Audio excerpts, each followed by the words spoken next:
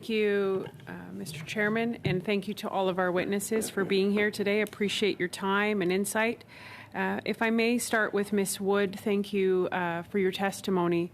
Ms. Wood, I think, as a member of the opposition, you really want to make sure that we don't repeat some of the same mistakes that we have been seeing happen in other programs that have been rolled out. And so we want to make sure everything is done correctly. And the Auditor General's report has just come out, one in particular around housing. And right from the report, no one knows. CMHC has spent around $4.5 billion and committed another $9 billion, but did not know who was benefiting from its work.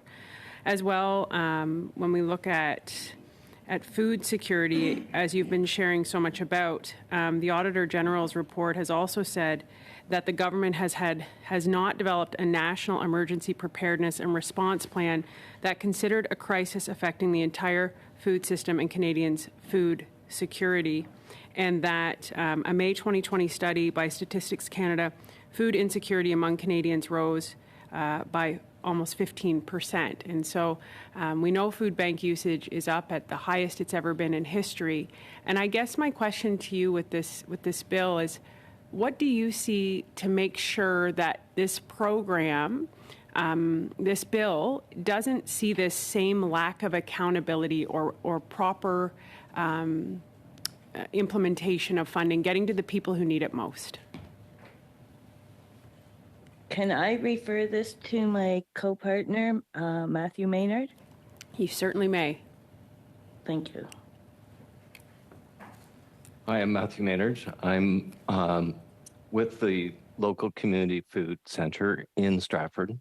And I think one of the things that I would suggest is that if it is done in co-design with lived experience, that brings a different focus to the legislation and to the regulation.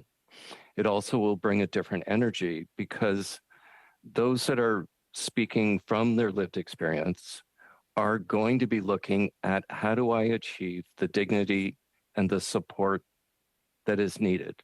Not that I need to benefit more than anyone else across the country, but I do need to be able to thrive. And so I think in that way, it doesn't matter which side of the house you're on. That means that you're bringing into the conversation around regulation those who are going to be impacted.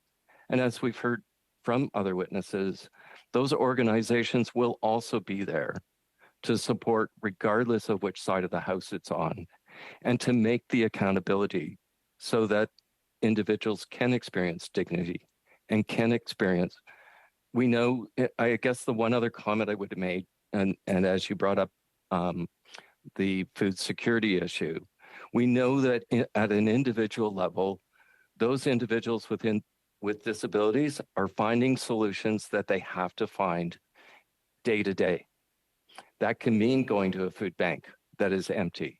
It can mean taking advantage of a food program that is available through a community center or a church. If the solutions can be both at the neighborhood and the community level, as well as the provincial level and the federal level, that's how it can be done quickly and done with the accountability that you're looking for. Thank you so much. That's appreciate that feedback greatly. I guess the question then is, we often hear nothing about us without us. Do you feel that has been done effectively in this bill, that there's been enough consultation with lived experience and those with living experience? That's to Matthew. Sorry, yeah. Yeah, thank you. And it's Matthew Maynard speaking again.